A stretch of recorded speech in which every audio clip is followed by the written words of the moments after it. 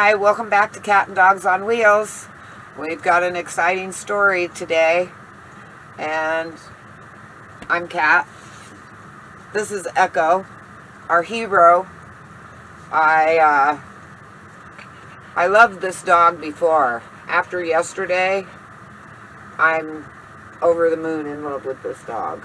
She's our hero. And then we have RJ, her big brother, that she protected. So, we had quite the day yesterday. It didn't start out a normal day.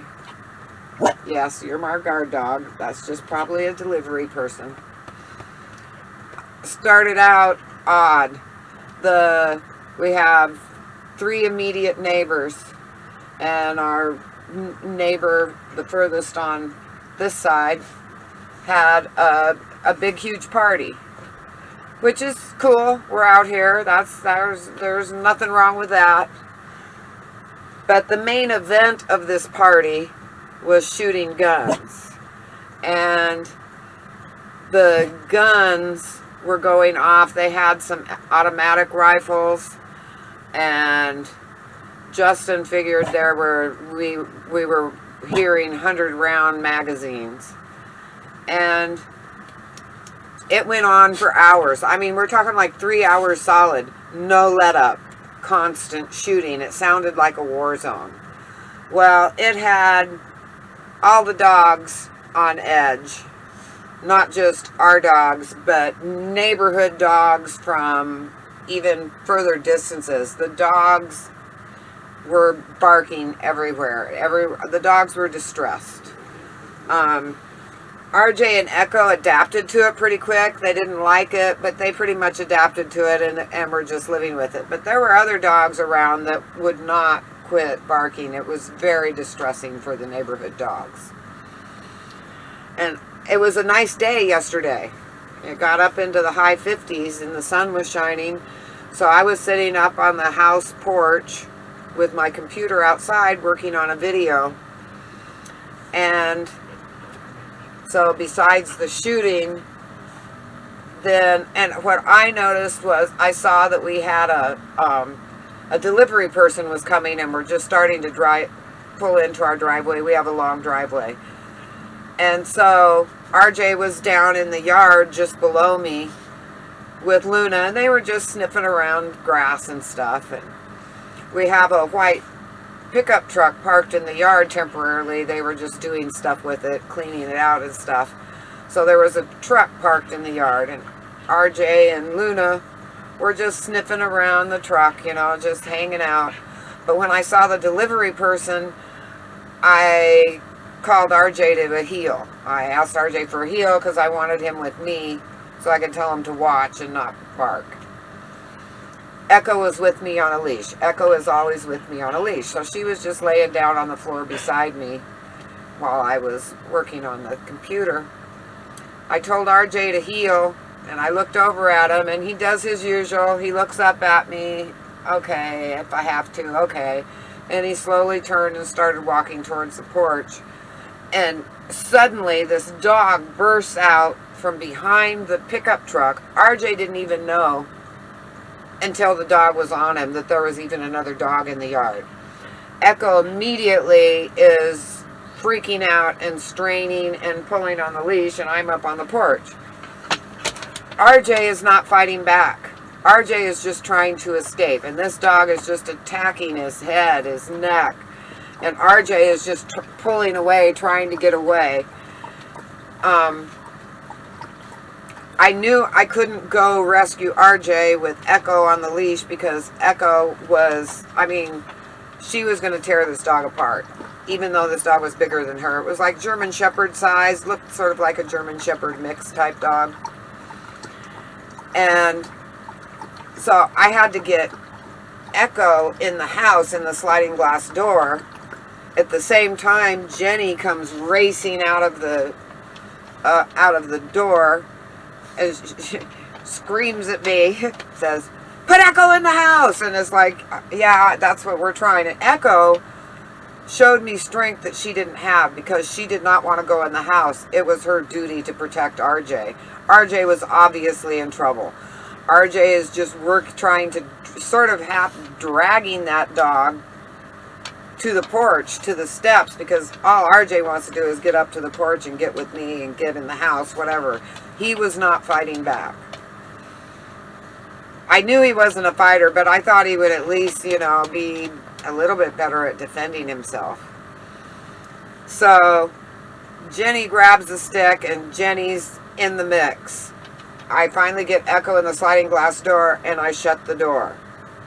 I did not know that when I shut the door, her leash was hanging partway out of the door, which means the door didn't go all the way shut, which means Echo can open the door. But I didn't know that. So I had grabbed a big stick. She had this big pole thing in the house. They've been doing construction and redoing floors. So I grabbed this big pole, wooden pole that was about this long.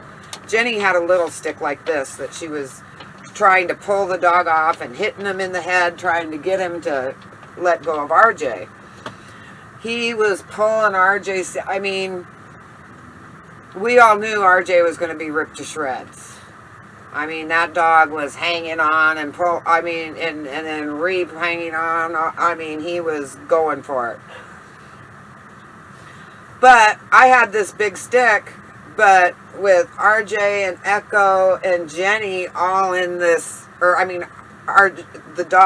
attacker and RJ and Jenny were in like this swirling fight thing. And RJ was still continually trying to get up on the porch. And he actually did end up just before he got on the porch. He was like around the top steps. So now Jenny and this dog and RJ are doing this on steps, not on the ground. Well, I couldn't I couldn't do anything because I would hit Echo or RJ, you know. It was sort of a thing where, and then I'm thinking, okay, well, I'm going to try and get in there, my hands around RJ and try and help him escape. Echo comes bursting out of the sliding glass door and just attacks this dog. And somehow in that attack, everybody now is on the porch. Furniture, tables are getting knocked over. It's just a melee. Glass is breaking that is falling off the table. It was chaos. Echo, okay. The dog was obviously smaller than RJ, so he actually, to be going at RJ's head and neck, he had to be lifting up off his front feet to get his target. So this dog, who is bigger than Echo, but smaller than RJ, he's like this. So now Echo trying to get at his throat, she can't quite get to his throat. So what she does is she goes for his leg. And she is not just holding on, she is biting wounds open, biting wounds open, fighting him off. But between Jenny and Echo doing that, he had to take his attention off RJ for just a split seconds, which made RJ able to escape. And poor RJ, man, once he escaped, he went running. They have a wraparound porch that wraps around two sides of their giant house. And he went running down the porch and off around the corner. I mean, he was out of here.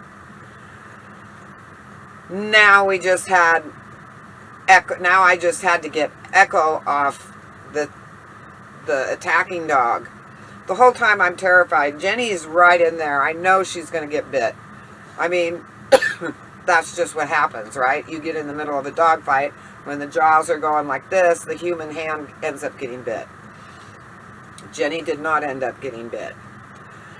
We separated the dog and Echo, and we've got Echo in the house. Now, this dog didn't keep lunging and being crazy and wanting to go after RJ. Echo in the house, he did not want to go. He was calm then. When the no dogs were around, he was calm.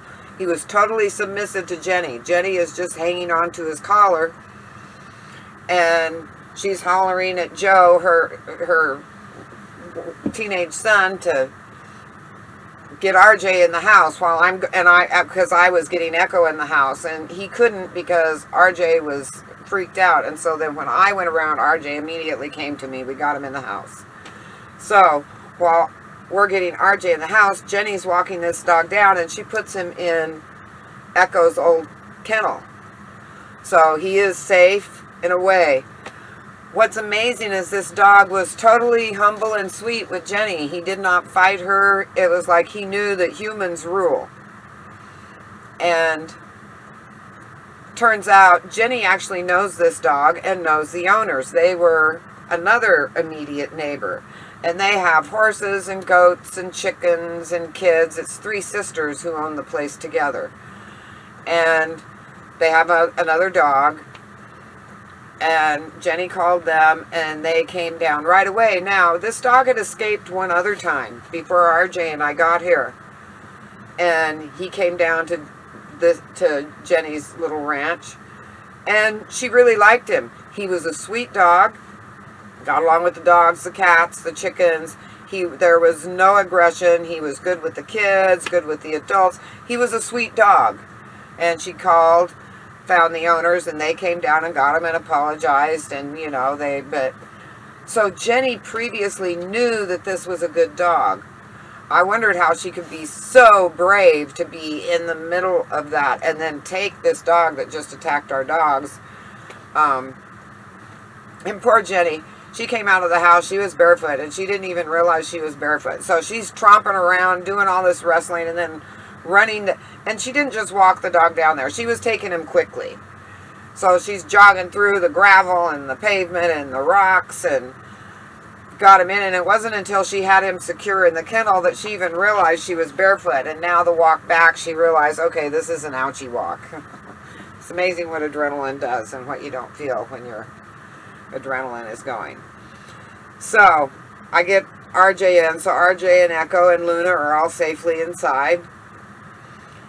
I'm running down to the kennel because I'm freaking out. I'm sure Jenny has probably gotten bit. Something, I was just coming out, Jenny, are you okay? Are you okay?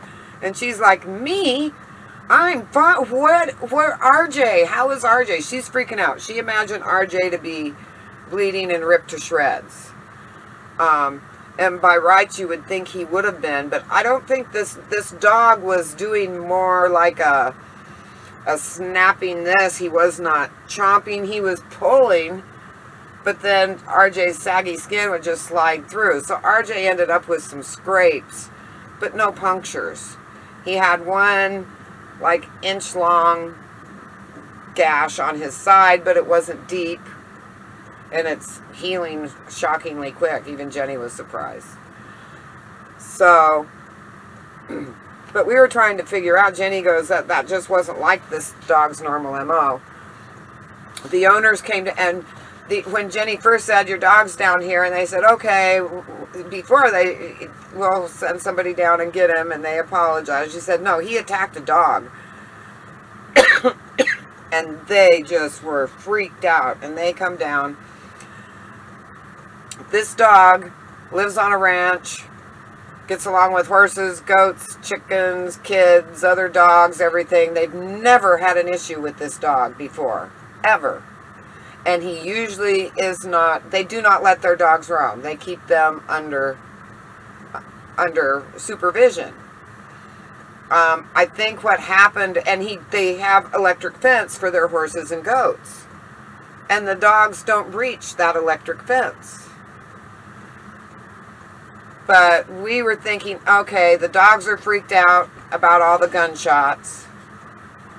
Then we have a delivery person coming up, which always makes dogs roar, roar, roar, roar. Though I don't think our dogs had a chance to even think about the delivery person the way this rolled out.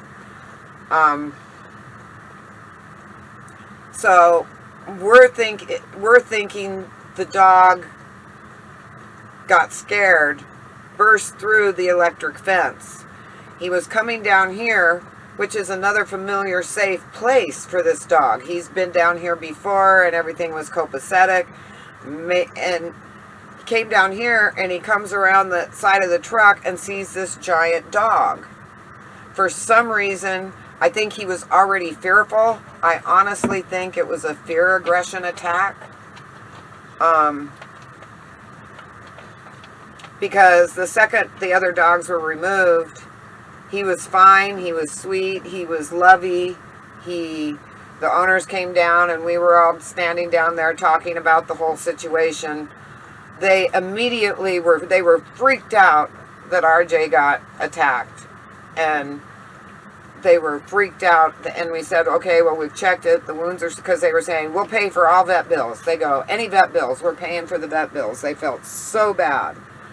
And I felt bad for them because the one gal, I mean, all of us had watery eyes. Nobody was weeping, but we were all fighting and wiping the tears because this was such a sad situation. I felt really bad for them because now they've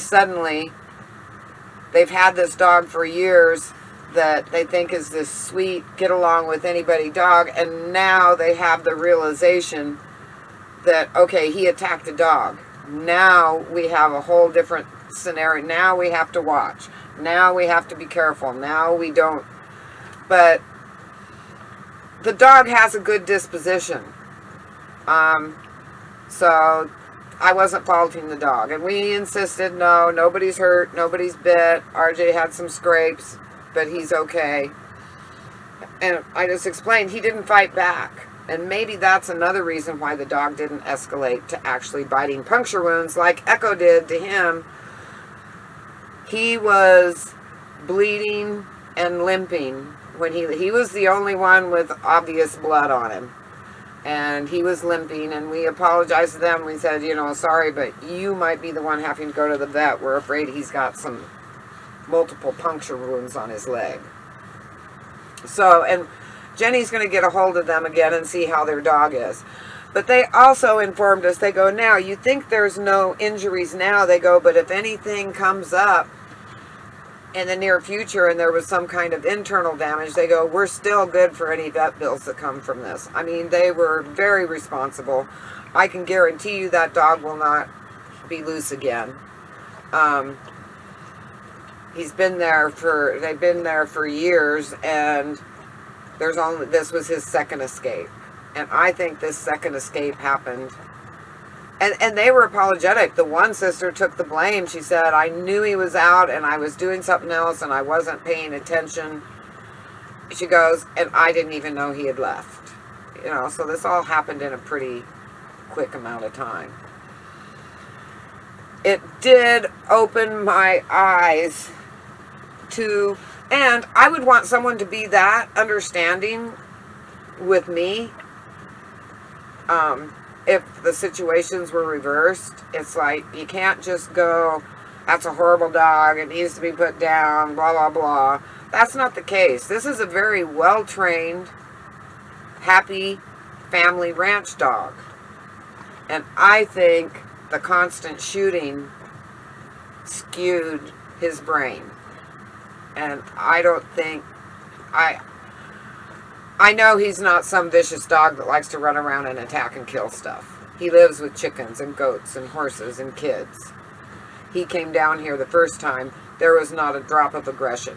I think he was already afraid, and I think when he saw giant RJ, he flipped. He was just in the fear mode. It opened my eyes to a lot of things. I've always said, RJ's a great deterrent. When people just see him, and if he's barking and in the guard mode, they aren't going to mess with you. But the reality is when there's something scary or an emergency, RJ tends to go stand behind me and lean on me from behind, like, I got your back, Mom. I got your back. I'm not in front. And there's been time, so maybe if I was actually being attacked, he would step in. But I don't know, man. And if he did I wouldn't want him to fight for me, because let me tell you, man, all he did was try and escape, and the dog was on him, and he was just going, ah. He wasn't crying and yipping. He was trying to sound tough. But he wasn't doing it. He wasn't even returning chomps. I mean, he was just, I gotta get out of here. He was not. He's my Scooby-Doo. He's my sweetheart. He's a lover, not a fighter. There is no doubt about that. But then there's Echo. Echo wasn't even thinking. Her brother was getting attacked. Her brother was losing the fight. She was a Tasmanian devil. Quick like lightning. Only one thing. And the thing is, you don't want to let dogs fight. I mean, you know, the whole point was not to turn it into a three-way fight. But if it weren't for Echo helping Jenny distract him, RJ wouldn't have escaped, and maybe there would have been worse injuries. Basically, he's gotten as bad as scrapes from blackberries. Okay, so it was just a matter of disinfecting all his little scrapes, except for the ones that were, he had a lot of scrapes under his chin and his bottom jowls, but there's really, medicine's not going to stay on that. But I'm watching it, there's no infections, he's going to be just fine. But Echo is my hero. She's not sitting up here right now because I have the heater on, so it's too hot for her right here, right now. I always felt Echo came into the bus and became my dog because I thought I was helping her. I was rescuing her from a life from the pen. And if you want to know the truth, it hasn't always been real convenient. You know, sometimes it's been sort of a pain. And how many times me, and I'm sure RJ thought, she's no Smokey.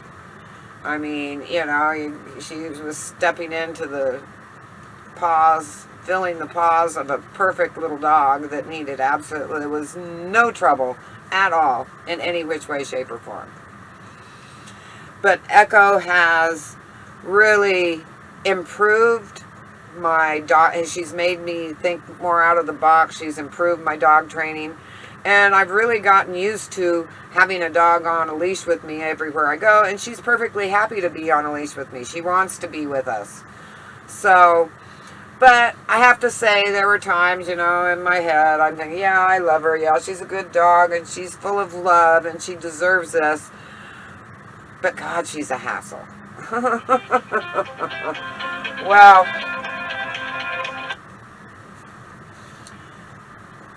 that's all changed. We need Echo. She showed me that I am secure with her.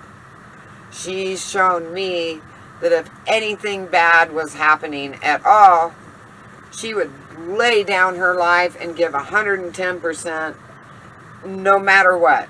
She is fierce and she's going to win the fight. Echo came out of it with not a scratch.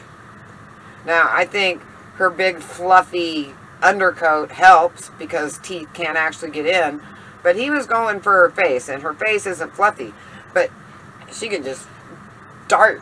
I mean, he couldn't land one tooth on her.